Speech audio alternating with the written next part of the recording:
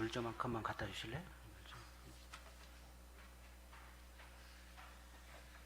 안녕하세요. 예, 저는 마스크를 벗어도 될 것 같습니다. 프로텍트 이스.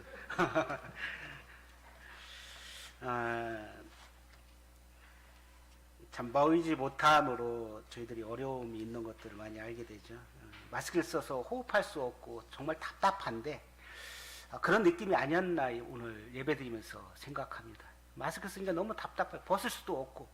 근데 이제 하나님의 예배드리고 찬양하고 해야 되는데 또 이런 전염병 때문에 저희들이 이렇게 참 답답하지 않았나. 그렇지만 이제 소수지만 이렇게 모여서 주님 앞에 예배드릴 수 있음이 참 마음이 턱 트여지는 파란 하늘을 바라보면서 그걸 참 주님 그 모습을 이렇게 기억하며 감사가 됐습니다. 모두 다 그럴 거라고 생각되고 혹시 오늘 참 지금 이곳에 안 계시지만 인터넷상으로 들으시는 예배드리는 성도님도 아마 그런 마음이 아니었나 생각됩니다.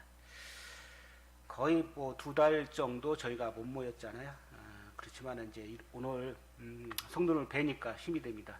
처음에는 이제 제가 녹화를 해서 말씀을 전해야 된다고 생각했는데 이게 아무도 없는데 녹화해서 말씀 전한다는 게 얼마나 힘든지 모릅니다. 녹화했는데 또 다시 해야 되고 그런 것들이 있는데 이제 한 번만 해도 된다 이런 생각하니까 너무 감사되고요. 서로 이렇게 얼굴 보고 인사 한번 하실까요? 했지만 사랑합니다 정말. 예. 교회 오니까 여러 가지 변화된 것도 있습니다. 또 어느 형제님이 또 옆에 성도님들 맞이하기 위해서 꽃을 또 이렇게 갖다 놓고 그런 분위기 전환도 되고 또 저희들 마음도 또 모인다 하니까 너무 기쁘고 그렇습니다. 초대교회 때 사도행전 4장 18절에 보면은 말씀을 전하지 못하게끔 막 위협하고 있습니다. 그래서 참 이 베드로와 요한은 그렇게 이야기합니다. 아무도 말하지 말고 불러서 경고하고 도무지 예수 이름으로 말하지도 말고 가르치도 말라. 사도행전 4장 18절에 그 나오는데 이렇게 이야기합니다. 베드로와 요한은 하나님 앞에서 너희 말을 듣는 것이 하나님 말씀을 듣는 것보다 옳은가 판단하라. 우리는 보고 들은 것을 말하지 아니할 수 없다 하니 그렇게 이야기합니다. 그런데 또다시 위협하죠. 어떻게 보면 우리의 신앙이 지금 그럴 수도 있다고 생각합니다. 핍박할수록 우리는 더 침체되고 디프레이 되는 게 아니라 더 우리 안에서 용수철처럼 샘솟는 그런 힘이 우리 안에 있습니다. 그게 무엇일까요? 하나님 성령입니다. 우리 안에 그 성령님이 우리 안에 있으므로 어떤 억압과 힘든 것이 있더라도 우리는 이길 수 있는 힘이 있습니다.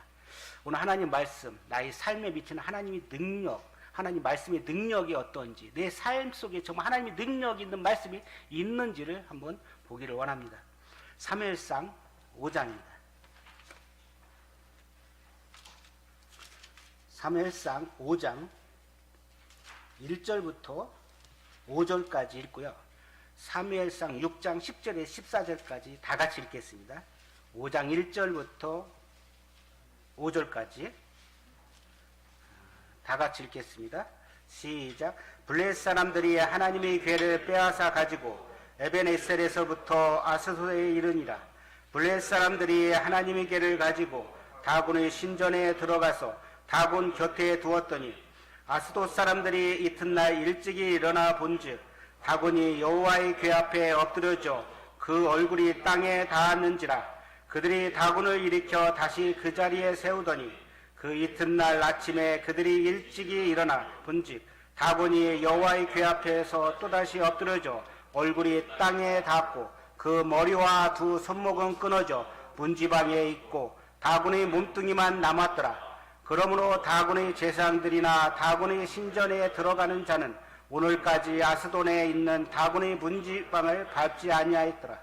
6장 10절에서 14절입니다. 6장 시작. 그 사람들이 그같이 하여 젖나는 소 둘을 끌고다가 수레를 메우고 송아지들은 집에 가두고 여호와의 궤와 및 금귀와 그들의 독종의 형상을 담은 상자를 수레 위에 실으니 암소가 벳세메스를 길로 바로 행하여 대로로 가며 갈 때에 울고 좌우로 치우치지 아니하였고 블레셋 방백들은 벳세메스 경계선까지 따라가니라. 벳세메스 사람들이 골짜기에서 밀을 베다가 눈을 들어 궤를 보고 그 본 것을 기뻐하더니 수레가 벳세메스 사람 여호수아의 큰 노래를 있는 곳에 이르러 선지라. 암소들 번제물로 여호와께 드리고 레위는 여호와의 궤와 그 궤와 함께 있는 금 보물 담긴 상자를 내려다가 큰 돌 위에 두매 그날에 베스메 사람들이 여호와께 번제와 다른 제사를 드리니라. 예. 감사합니다. 예. 14절까지인데. 예.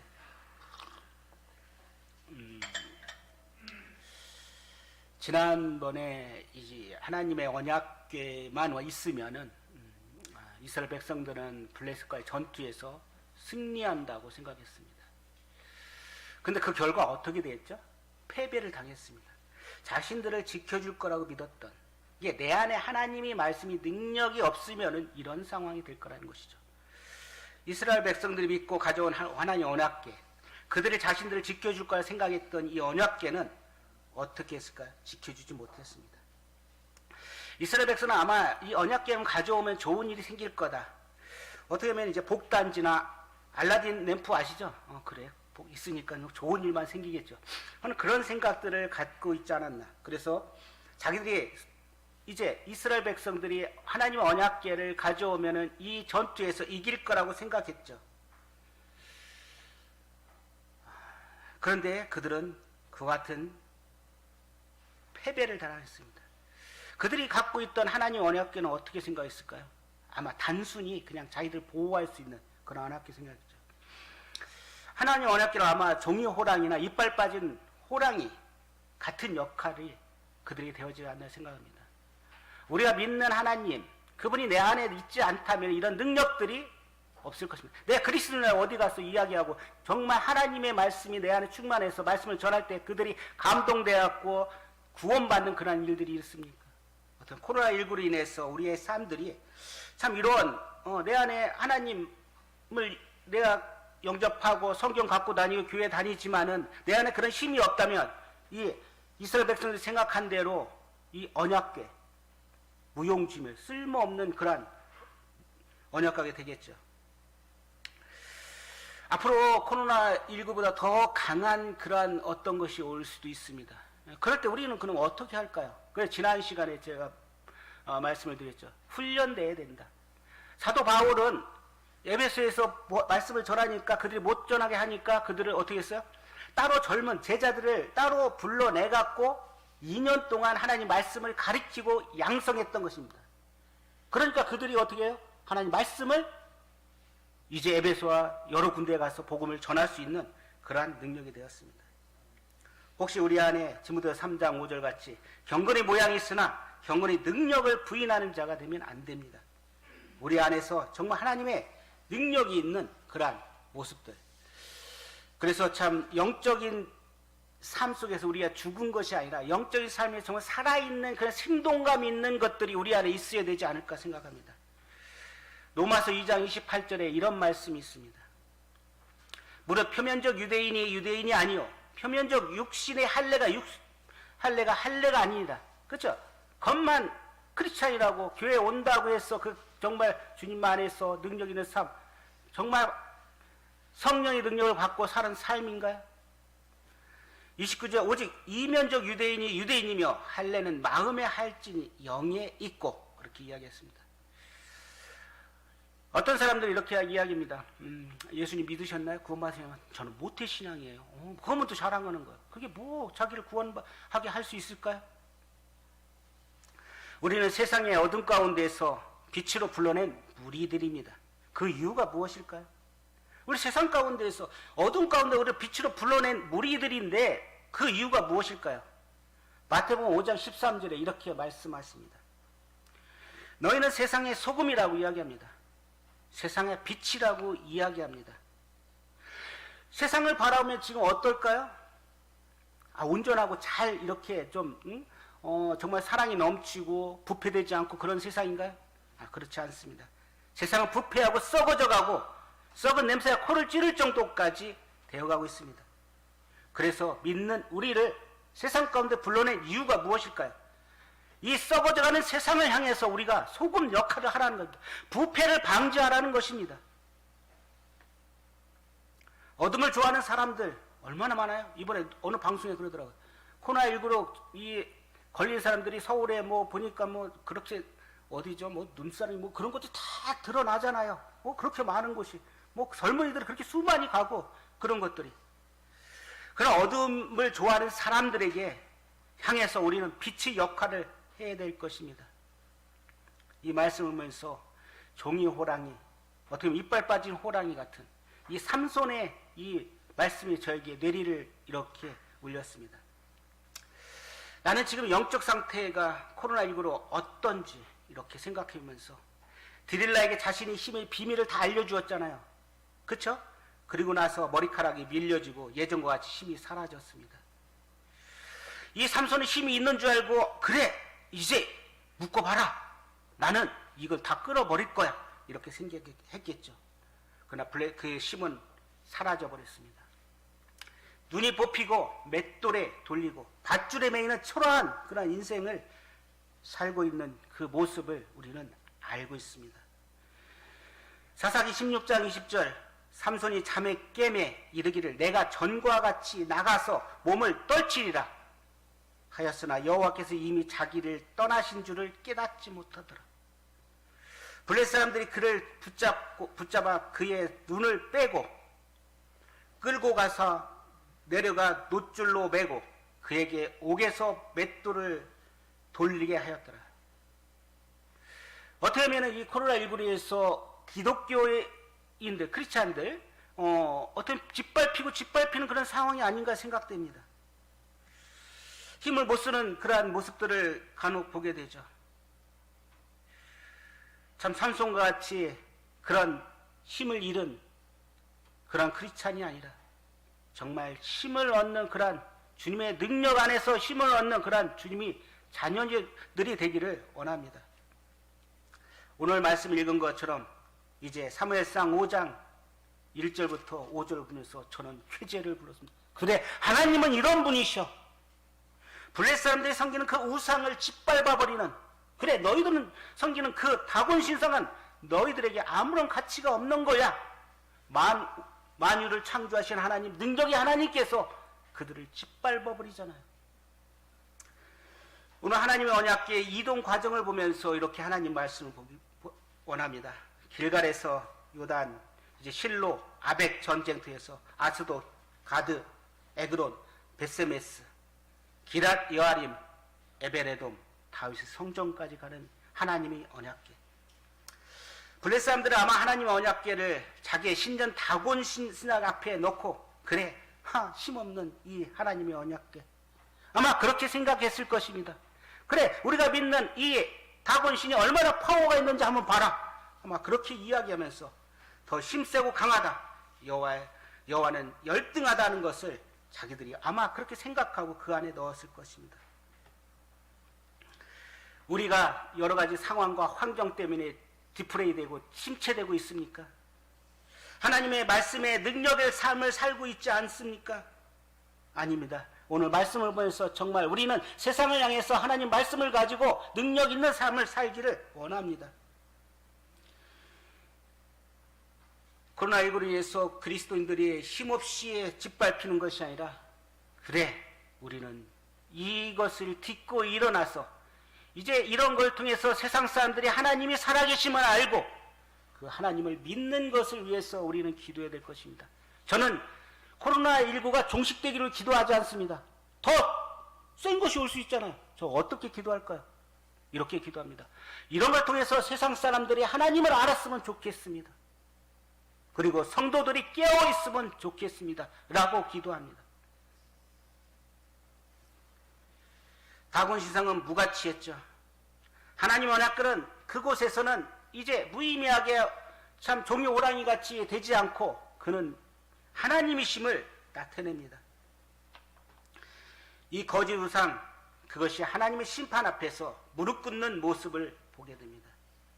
다곤 신상은 하나님의 언약궤 앞에 엎드려지고 손목이 끊어지고 머리도 끊겨지고 몸통만 남게 되는 것을 보게 됩니다. 하나님의 권위를 다곤 위에 드러내셨습니다. 다곤이라는 뜻에는 다른 물고기 신으로 이야기합니다. 그래서 물고기의 꼬리 부분과 사람의 상반신을 결합해서 만든 그런 모형을 다곤 신상이라 합니다. 그리고 바알신의 아버지라고도 합니다. 사무엘상 5장 2절에 블레셋 사람들이 하나님 궤를 가지고 다곤 신전에 들어가서 다곤 곁에 두었더니 아솔 사람들이 이튿날 일찍 일어나 본즉 다곤이 여호와의 궤 앞에 엎드려져 그 얼굴이 땅에 닿았는지라. 그들이 다곤을 일으켜 다시 그 자리에 세웠더니 그냥 된 거겠지. 이들은 아마 생각할 때 어떻게 해요? 그냥 우연히 됐겠지. 근데 그 다음에 그 이튿날 아침에 그 머리와 두 손이 이튿날 아침에 그들이 일찍 일어나 본즉 다곤이 여호와의 궤 앞에 또다시 엎드려져 얼굴이 땅에 닿았고 그 머리와 두 손은 끊어져 문지방에 있고 다곤의 몸뚱이만 남았더라. 이렇게 이야기합니다. 이 대목을 읽으면서 하나님 앞에 그래 이게 하나님의 능력, 우리 안에서 정말 이런 하나님의 능력, 그렇잖아요. 두세 사람이 모인 곳에 나도 그들 중에 있다고 말씀했습니다. 하나님의 성령의 능력은 우리 안에 있습니다. 너희가 성령 임하면 권능을 받아, 그렇게 있습니다. 예루살렘과 온 유대와 사마리아와 땅끝까지 이르러 내 증인이 되라고 했습니다. 이런 시대에 우리의 디프레이 침체되고 있으면 안 될 거라고 생각합니다. 사무엘상 17장 26절에 보면은 이 할례 받지 못한 블레셋 사람이 누구기에 살아계신 하나님의 군대를 모욕하느냐? 누구죠? 다윗입니다. 골리앗, 그들이 이스라엘 백성들이 도저히 그 큰 사람 앞에서 다 어쩔 줄 모르고 그냥 쩔쩔매고 있을 때 이 소년 다윗은 어떻게 해요? 무슨 소리야? 하나님을 우습게 여기고 비방하는 이 골리앗을 향해서 그는 그동안 갈고 닦은 문맷돌을 가지고 한 방에 그를 날려보냅니다. 얼마나 통쾌감이 있습니까? 우리 안에 정말 성령의 능력이 있다면 어떨까요? 정말 우리가 살아 움직여서 그들에게 복음을 증거하는 그런 삶을 살아야 될 것입니다. 앞으로 어떤 일이 더 우리에게 닥칠까요? 사도행전 3장 6절에 보면은 이렇게 이야기합니다. 나면서 못 걷게 된 사람이 베드로가 이르되 은과 금은 내게 없거니와 내게 있는 이것을 내게 주노니 나사렛 예수 이름으로 걸으라. 이렇게 합니다. 나사렛 이름으로 걸으라. 나사렛 예수 이름으로 걸으라. 그렇습니다. 나사렛 예수 이름으로 구원을 받을 수 있는 것입니다. 제가 한 4개월 동안 이렇게 한 영혼하고 계속 교제하면서 복음을 전했는데 이제 지난주에 만나면서 어느 정도 전곡이 찔려갖고 이제 구원 받을 것 같은데 이 느낌이 오는데 어제 전화 왔어요. 만나기로 했는데 오늘 못 만나겠어요. 이 심령이 찔르니까 이제 그가 이제 방언을 하는 모습을 보게 된다. 참 제가 그랬죠. 당신 한 사람을 위해서 기도하고 있다. 언제든지 마음이 열리면 전화하고 말씀 교제를 했으면 좋겠다. 이렇게 얘기했습니다. 정말 한 영혼이 구원받는 게 얼마나 힘든지를 보게 됩니다. 끊임없이 기도하고 교제하고 하나님 말씀 믿게 하고 해도 그 뇌리는 정말 부서지지 않는 모습을 보게 됩니다. 세상 사람들이 두려워하고 구원받는 역사가 많이 일어나야 되는데 참 그런 일들이 되지 않고 어려움을 겪는 것을 보게 됩니다. 그 다음에 이제 세 번째로 좌우로 치우치지 말라는 하나님 말씀을 보게 됩니다. 사무엘상 한번 보실까요? 이제 이 블레셋 사람들은 자기에게 이런 고난들과 재앙이 오니까 이 하나님 오니까 안 되겠어. 다른 걸 보내야겠어. 그들 온 대로 보내야겠다고 이야기합니다. 사무엘상 6장 1절에 보면 여호와의 궤가 블레셋 사람들이 지방에 있은 지 7달이라 7달 동안 있었습니다. 그러고 나서 그들은 이제 생각합니다. 제사장과 복술자들을 불러서 이 여호와의 궤를 어떻게 할까 논의를 합니다. 자기들 생각대로 우리가 더 있으면 재앙이 입을 거니까. 그래서 방법을 고안한 것이 이것입니다. 새 수레를 만들고 멍에 매지 않은 전나는 소 2마리를 갖다가 끌게 하고 그 송아지는 집에 돌려보내고. 어떻습니까? 아이를 낳은 엄마가 젖을 먹이고 있는 이 아이를 이제 떨어져 있고 볼 수 없다고 한다면 엄마의 심정이 이게 가능하겠습니까? 안 되겠죠. 이 짐승도 그래요. 제가 시골에 자라갖고 아버지가 이 새끼 송아지를 이제 팔려고 합니다. 어느 정도 컸습니다. 그때 엄마 손은요 먹지도 않고요 눈물이 흐르는 것 같아요. 슬픈. 그걸 어떻게 알고 있는 것 같아요. 이 같은 상황이 지금 엄마 소하고 새끼 소를 띄워놓고 그 전나하고 있잖아요. 젖을 먹여야 되잖아요. 그런 상황 가운데 이들은 생각할 때 블레셋 사람들 그러겠죠. 그래, 이게 하나님의 뜻인지 아니면 우연히 됐는지 한번 보자. 테스트하는 거잖아요. 사무엘상 6장 10절입니다. 그 사람들이 그같이 하여 전나는 소 둘을 끌어다가 수레를 메우고 송아지들은 집에 가두고 여호와의궤와 및 금지와 그들이 독종의 형상을 담은 상자를 수레 위에 실으니 암소가 벳세메스 길로 바로 행하여 데려가며 갈 때 울고 좌우로 치우치지 아니하였고 블레셋 방백들은 벳세메스 경계선까지 따라가니라.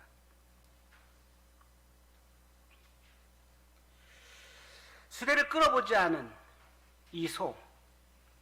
자, 수레를 끌기 위해서 일례로 시골에서 어떻게 했냐면요. 그 소의 코를 뚫고 이 수레같이 이렇게 끄는 게 있습니다. 거기다 돌을 얹혀놓고 나서 계속 훈련을 시킵니다. 데리고 다니면 훈련을 시켜요. 그래야만 이 소가 나중에 수레 같은 걸 잘 끌을 수 있습니다. 근데 전혀 그러지 않은 이 암소 2마리를 그것도 새끼하고 난 지 얼마 안 되는 소를 갖다가 이제 멍에를 매갖고 끈다는 것은 가능할 수가 없는 거죠. 그렇죠? 그리고 누군가가 끌고 가야 되잖아요. 짐승은 그냥 가겠어요? 지금 방향을 어떻게 알고 가겠어요? 이런 상황들을 우리가 지금 생각을 갖고 있다면은 이 말씀을 좀 더 이해하기 쉬울 것입니다. 벳세메스는 태양의 집이라는 뜻이 있습니다. 근데 지금 말씀 읽은 것처럼 수레 끄는 사람도 없고 갓 새끼 낳은 멍에 매지 않은 두 암소, 그들은 하나님이 개를 싣고 갑니다. 새끼는 떼어져 있고, 근데 두 암소는 어떻게 합니까? 뒤에서는 음매 하면서 울고 있잖아요. 엄마 소가 떠나가니까. 어린아이고 떠나가고 있을 때 엄마하고 아이가 떠날 때 아이가 막 울어요. 그럼 엄마는 어떻게 해요? 뒤돌아보든지 개를 찾든지 해야 될 거잖아요. 그냥 갈 부모가 있겠습니까? 쉽지 않죠. 근데 이 암소 둘은 어떻게 해요? 그냥 뒤도 돌아보지 않고 곧장 갑니다. 참 곧장 가는 이 참 사람도 아닌 이 미인물인 짐승이 하나님 말씀 안에서 그대로 가는 모습들을 보게 됩니다. 짐승도 하나님의 언약을 싣고 좌우로 치우치지 않고 새끼가 울고 있는데도 곧장 벳세메스로 가는 모습. 어미소는 새끼소에게 어떤 모성의 본능적인 그런 것을 갖고 있죠. 그게 끌리게 있죠. 근데 그거보다 더 강한 힘이 무엇일까요? 하나님의 주권적인 강한 힘이 그 짐승에게, 소에게 있었기 때문에 그는 그대로 가는 것입니다.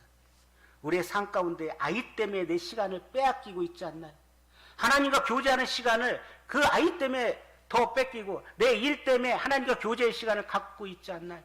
덜 갖고 있지 않나요? 우리는 하나님 말씀하는 이런 상황 가운데 더 이 두 암소처럼 곧바로 벳세메스로 갈 수 있는 그러한 믿음이 필요합니다. 이 암소들은 가장 빠른 길로 가지 않았나 생각됩니다. 성도님도 어떤 환경이나 이 감정 때문에 내가 참 하나님 믿는 데 있어서 어려움을 겪는 경우가 있습니다. 그렇죠? 그렇지만 이 미문인 동물은, 이 암소는 오히려 사람보다 낮게 생각이 되어집니다.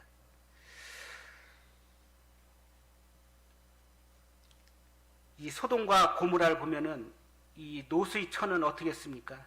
세상을 바라보고 뒤를 돌아보면서 소금 기둥이 되었습니다.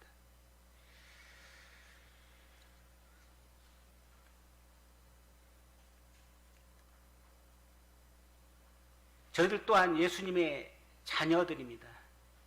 그렇죠? 예수님께 우리를 특별히 부르시고 자녀 삼아주고 제자로 삼아주셨습니다.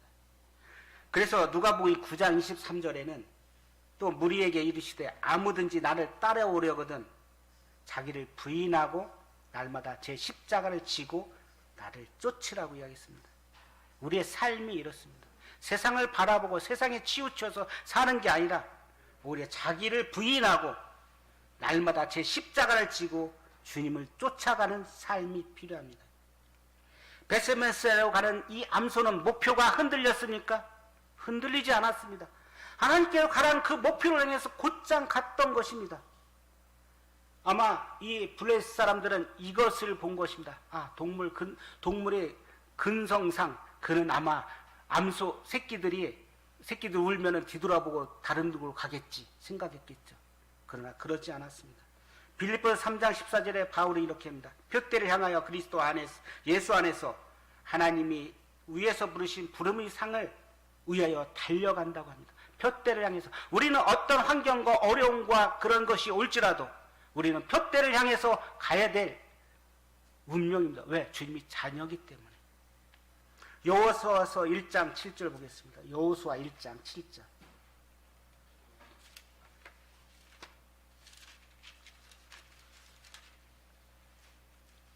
오직 강하고 극히 담대하여 나의 종 모세가 내게 명령한 그 율법을 다 지켜 행하고 그 다음에 읽겠습니다. 다 같이 시작. 우로나 좌로나 치우치지 말라. 그리하면 어디로 가든지 형통하리라. 자, 뭐라고요? 우로나 좌로나 치우치지 말래요. 이 암소 두 마리는 새끼가 뒤에서 울면서 있는데도 곧장 표대를 향해서 그대로 가고 있습니다. 좌로나 우로나 치우치지 않고 하나님의 주권적인 강한 어떻게 보면 명령 아래서 순종하고 가고 있습니다. 우리는 그렇게 하나님 말씀 안에서 순종하고 가고 있나요? 아니면 세상에 있는 것들에 두려워서 좌로나 우로나 치우쳐서 가고 있지 않나요? 하나님 말씀은 여호수아에게 담대하게 외칩니다. 그래, 모세가 이제 떠났고 여호수아가 이제 이스라엘 백성들을 이끌어야 되는데 너는 어떻게 해요? 오직 강하고 극히 담대하여 나의 종 모세가 내게 명령한 그 율법을 다 지켜 행하고 우로나 좌로나 치우치지 말라. 그리하면 어디로 가든지 형통하리라. 아멘. 그래서 8절에 이 율법책을 내 입에서 떠나지 말게 하며 주야로 묵상하여 그 가운데에 기록한 대로 다 지켜 행하라. 그리하면 내 길이 형통한다고 이야기합니다. 하나님 말씀 안에서 우리가 순종하고 살아갈 때 하나님께서 우리의 길을 형통하게 하실 것입니다. 평탄하게 하실 것입니다.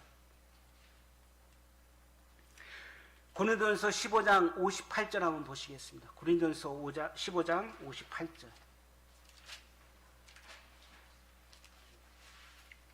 다 같이 읽겠습니다. 고린도전서 15장 58절. 시작.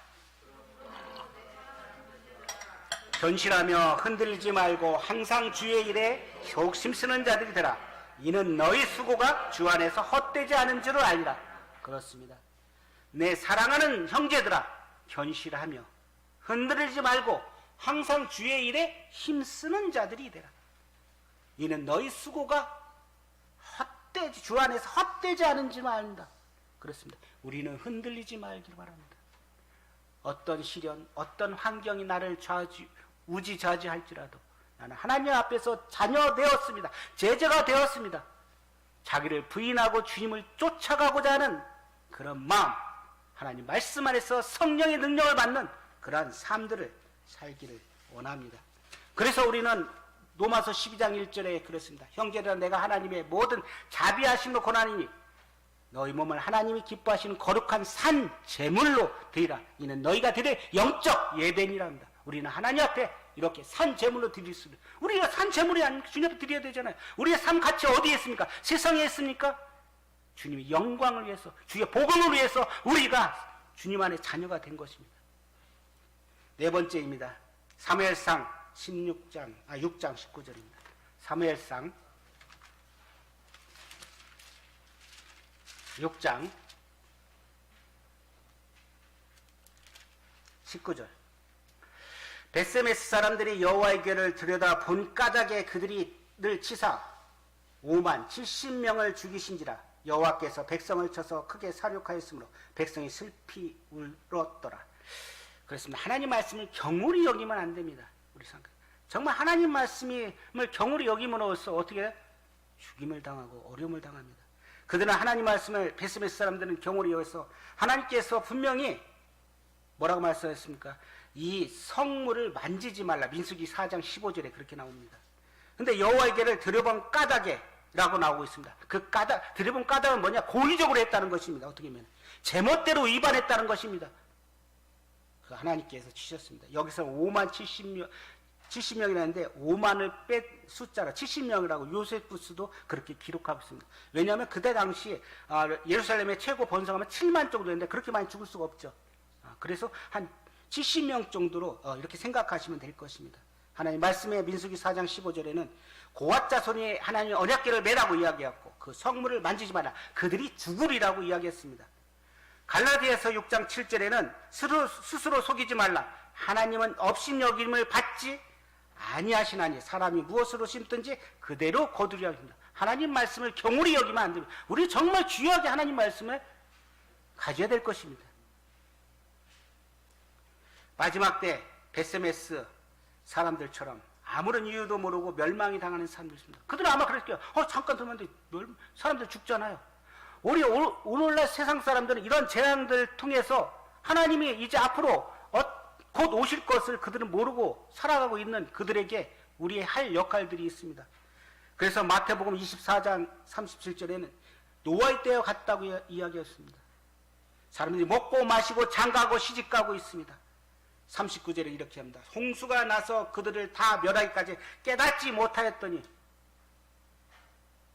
세상 사람들 아무리 외쳐도 있잖아요. 깨닫지 못하고 있는 모습들을 보게 됩니다. 그래서 노아의 때와 같다고 이야기합니다. 얼마나 많은 하나님 말씀이 전파되고 인터넷이나 여러분들이 그렇잖아요. 깨닫지 못하고 있는 모습들을 보게 됩니다. 하나님은 죄에 대해서 단호하십니다. 하나님 말씀을 살고자 할 때 하나님께 친히 그들과 함께 하십니다. 7장 1절입니다. 7장 1절. 이제 기랏 여아림 사람들이 와서 여호와의 궤를 옮겨 산에 사는 아비나답의 집에 들여놓고 그 아들 엘리야사를 거룩하게 구별하여 여호와의 궤를 지키게 하였더니 궤가 기랏 여아림에 들어간 날부터 20년 동안 오래 있는지라 이스라엘 온 족속이 여호와를 사모하니라. 아비나답의 뜻은 뭐냐면은 자유의 아버지라는 뜻도 있습니다. 나의 아버지는 고귀하다는 뜻이 있습니다. 제가 이 말씀을 왜 여기 들어왔을까요? 기랏 여아림에 이제 베스메스 사람들이 두려우니까 이제 옮기게 됩니다. 기랏 여아림. 근데 그곳에 몇 년 동안 있을까? 20년. 여기 성경에 20년이면 대부분 70년에서 100년 동안 있을 것입니다. 왜? 다윗이 그것을 가져가야 되잖아요. 근데 사울왕은 어떨까요? 하나님의 언약궤에 대해서 귀중히 여기고 그랬을까요? 아니에요. 아마 천대했을 거예요. 관심도 없었어요. 그러니까 그대로 있는 거예요. 그렇죠? 하나님 언약궤에서 그냥 단지 그냥 지키고 있는 그런 모습들을 보게 되죠.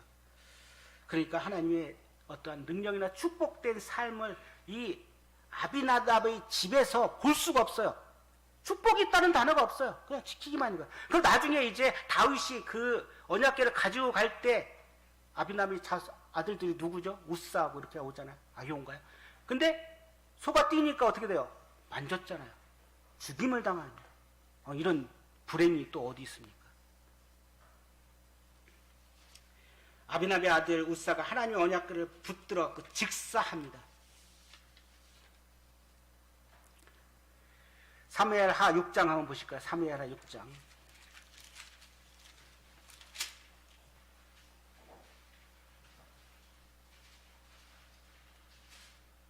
사무엘하 6장 3절.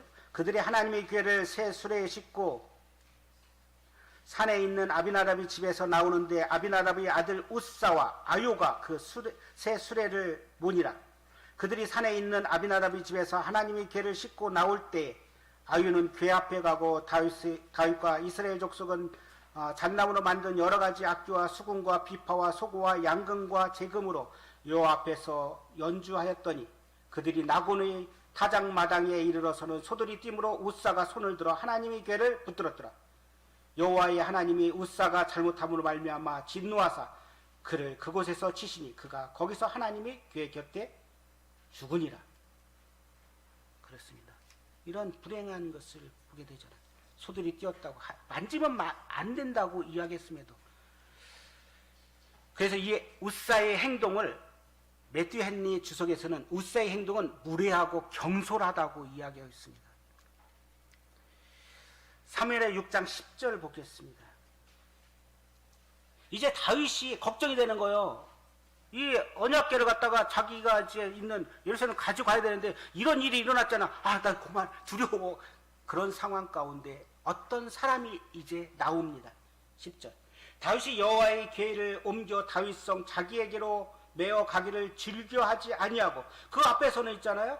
잣나무 만든 여러 가지 악기와 수금과 비파로 소고와 양금 재금으로 하나 여호와 앞에서 연주를 했는데, 이제 그런 상황을 보니까 두려운 거죠.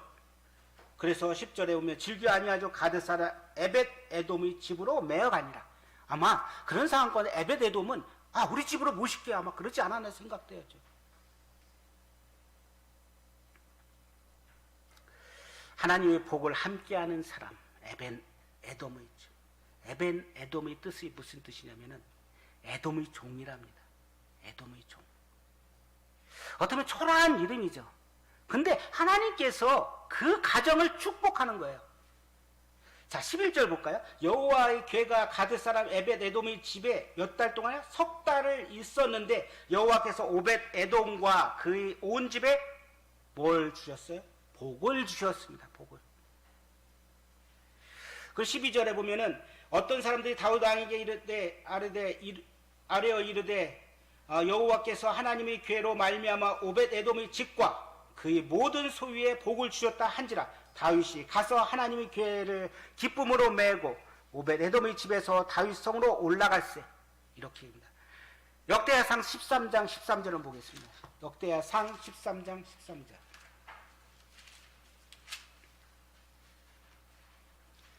다윗이 궤를 옮겨 자기가 있는 다윗성으로 메어 드리지 못하고 그 대신 가드 사람 에벳 에돔의 집으로 메어 가니라. 하나님의 궤가 에벳 에돔의 집에서 그의 가족과 함께 석 달을 있으니 여호와께서 에벳 에돔의 집과 그의 모든 소유에 복을 내리셨더라. 에벳 에돔 다음에 뭐가 단어가 와요? 복이라는 단어가 오고 있습니다. 복을 주셨습니다. 그래서 세 가지 축복을 줍니다. 재물의 축복을 주고 있고요, 자녀의 축복을 주고 있습니다. 역대하상 26절 보겠습니다. 역대하상 26절. 역대하상 26장 4절 8절에 보면 이 자녀의 축복을 주는 모습을 보게 됩니다. 26장 4절. 에벳 에돔의 아들들은 맏아들 스마야와 둘째 여호사밧과 셋째 요아와 넷째 사갈과 다섯째 느다넬과 여섯째 암미엘과 일곱째 이사갈과 여덟째 부울레데이니 이는 하나님이 오벳 에돔에게 복을 주셨습니다.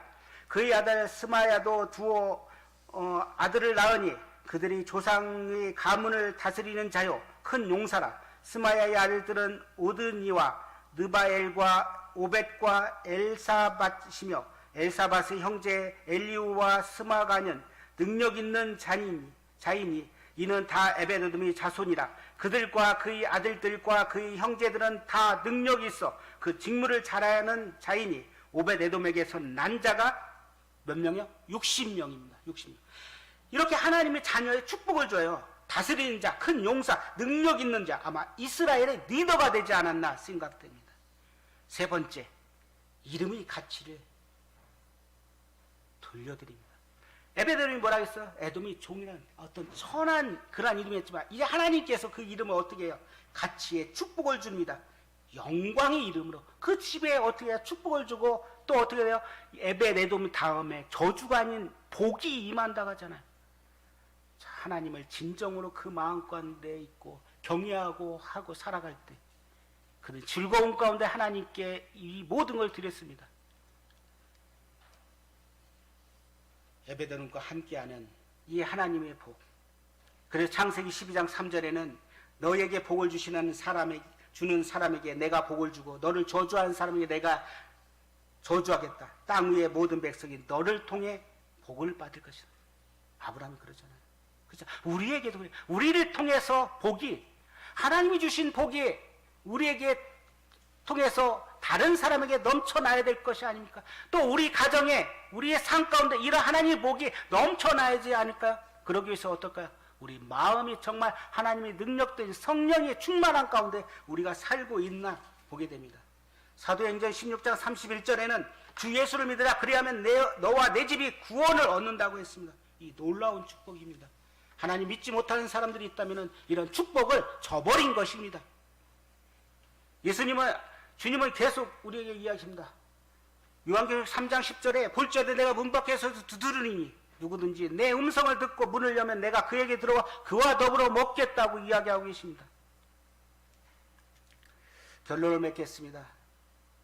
우리가 이와 같이 하나님의 성령의 축복 가운데 능력 있는 삶을 살기 위해서는 우리가 어떻게 해야 될까요? 코로나19로 그냥 이렇게 묻혀서 그냥 살아갈 것인가요? 존재 가치도 없이 그냥 살아갈 것인가요? 그건 아니라고 생각합니다. 하나님께서 이와 같이 저에게 하나님 말씀을 통해서 저를 위로하시고 저에게 힘을 주시는 건 뭘까요? 하나님이 능력 있는 말씀이고 그곳에는 파괴력이 있다는 것을 알게 됩니다. 그래서 요한복음 6장 63절에는 살리는 것은 영이라고 이야기했습니다. 히브리서 4장 22절에는 하나님 말씀은 살아있고 운동력이 있어 좌우의 어떤 검보다 예리하여 혼과 영과 관절과 골수를 찔러 쪼개기까지 한다고 하고 있습니다. 이런 말씀을 우리는 정말 내 안에 가지고 있나요? 예레미야 23장 29절에 예레미야에게 이렇게 이야기합니다. 다 같이 한번 찾아볼까요? 예레미야 23장 29절.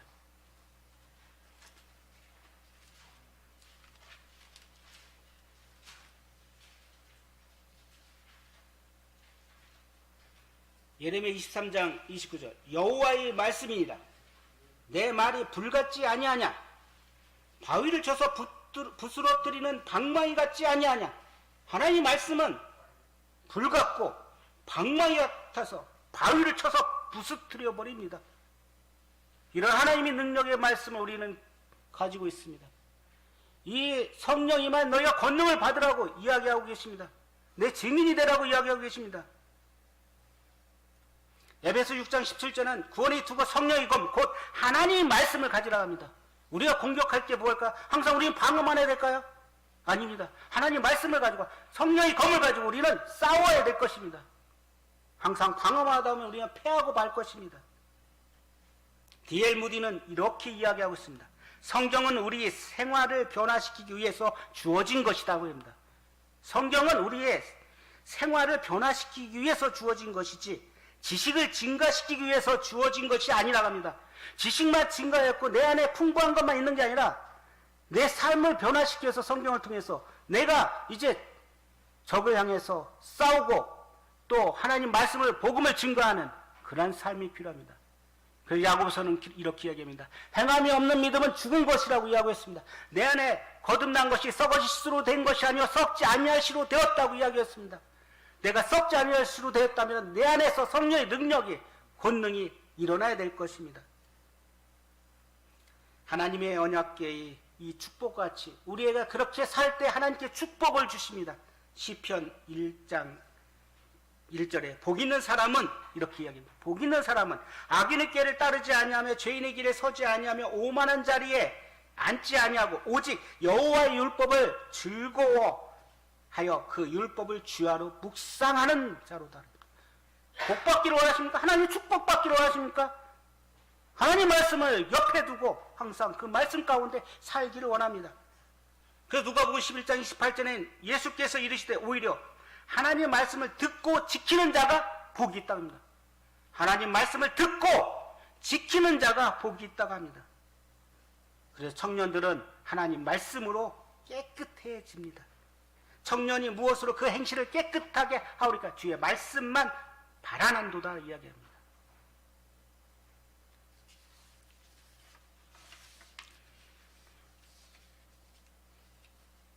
계시록 1장 3절에는 이 예언의 말씀을 읽는 자와 듣는 자와 그 가운데 기록한 것을 지키는 자가 복이 있다고 이야기하고 있습니다. 우리 하나님 말씀을 듣고 또 평생 자기 옆에 두고 읽어야 됩니다. 그리고 잠언 2장 4절에 있는 말씀같이 하나님 말씀, 은을 구하는 것 같이 그것을 구하며 감추인 보배를 찾는 것 같이 그것을 찾으라고 이야기하고 있습니다. 보화를 찾는 것 같이 하나님 말씀을 우리가 찾고 연구하고 공부하는 필요가 있습니다. 사도행전 17장 11절에는 베레아 사람들의 이야기였습니다. 데살로니가 사람들보다 더 신실하다고 했습니다. 그래서 그들은 그러한가 하여 날마다 성경을 상고하였다고 합니다. 그리고 우리는 이 힘을 갖기 위해서는 그냥 읽고 또 들어서만 될 게 아닙니다. 하나님의 말씀을 우리 뇌에 마음판에 새겨야 될 것입니다. 이게 무엇일까? 암송입니다. 우리 암송하는 것에 우리가 기울이고 있나요? 예전에 많이 했겠죠. 이제 하나님 말씀을 내 안에 마음판에 새기지 않으면 안 됩니다.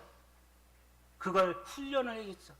그래 언제 어디서든지 네 칼을 빼가지고 성경을 가지고 칠 수 있지 않습니까?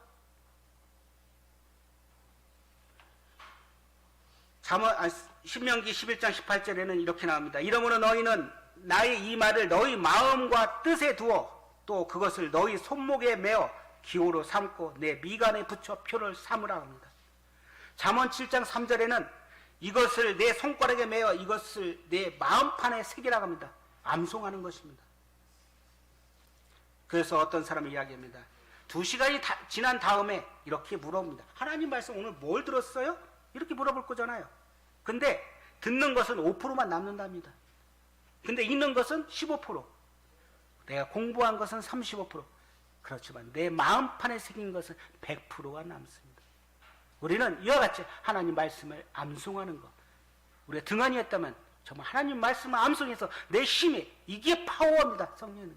하나님이 내 안에 계시잖아요. 이 말씀을 가지고 우리는 나가야 될 것입니다. 누가복음 12장 35절 읽고 마치겠습니다. 누가복음 12장 35절.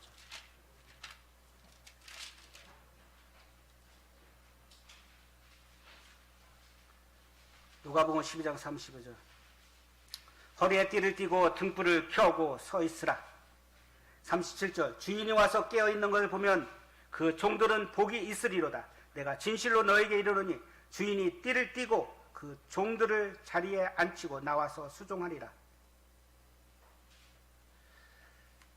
우리는 깨어 있어야 될 것입니다. 37절. 띠를 띠고 그 종의 자리에 앉히고 나와서 수종드리라.